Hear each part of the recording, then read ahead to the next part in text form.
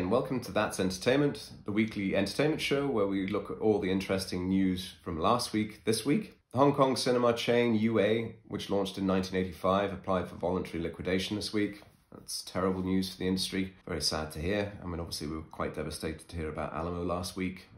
We hope they do get through their Chapter 11 filing, which is a voluntary bankruptcy protection. Although Hong Kong cinemas reopened 4 weeks ago, they still face a 50% limit on their audience capacity. Perhaps more significantly, a ban on concession sales, which seriously impacts on the potential revenue from each cinema goer. Mark Zaradian, CEO of the US multiplex chain Cinemark, recently reconfirmed just how important concession sales are.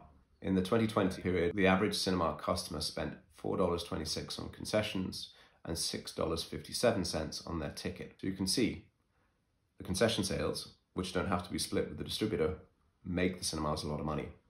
And therefore, I think cinemas are going to have to really look to ensure that they have services that automate the process of handing out concessions. So we could be looking at vending machines instead of kiosks. We could be looking at systems and apps for pre-ordering food. A lot is on the table here. But if supermarkets can do it, so can cinemas. On a more positive note, China just announced that they'd opened 2,188 screens between January and February this year, bringing the total to almost 78,000 across 12,700 cinemas.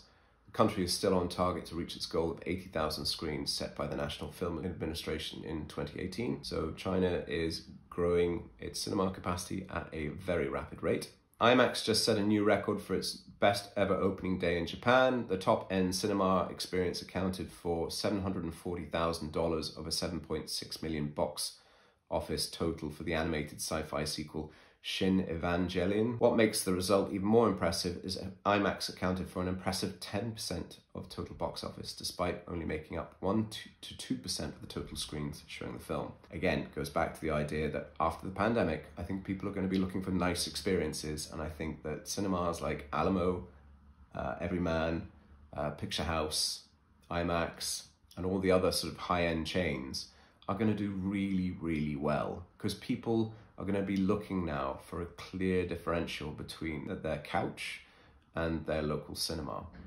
And so things like seating in cinema, dining experiences, the user experience of the apps and websites that surround the cinema, the customer database management and information services, they're all going to be really, really important in differentiating the cinema experience from the couch. People are still going to want to go out, but if you have an average location with poor seating, poor lighting, poor sound, poor screen, and an average film, I think we're facing a future where audiences just might be tuning out of that entirely and just focusing on quality going forwards. AMC Entertainment owners AMC Cinemas and Odeon Cinemas no longer has a Beijing-based Wonder Group as its majority shareholder. According to the company's annual report submitted in the US last week, the Chinese conglomerate first reduced its shareholding last year, and as of February 1st this year, now has a minority stake of 9.8% in the company. Why are we seeing Chinese companies beginning to retreat from their major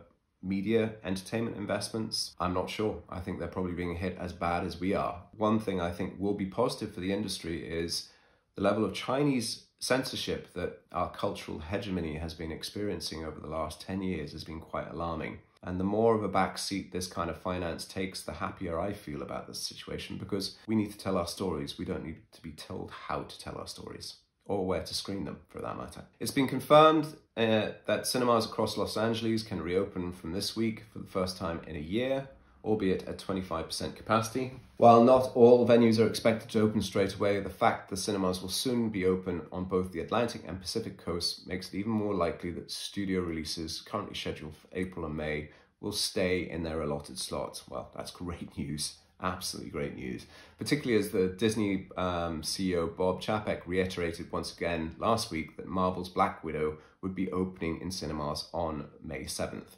At the studio's annual shareholder meeting, Chapek said, "We are really excited about the full slate of films that we have in store. Next up is Black Widow, currently set for release in theatres on May 7th. So, major statement from the CEO.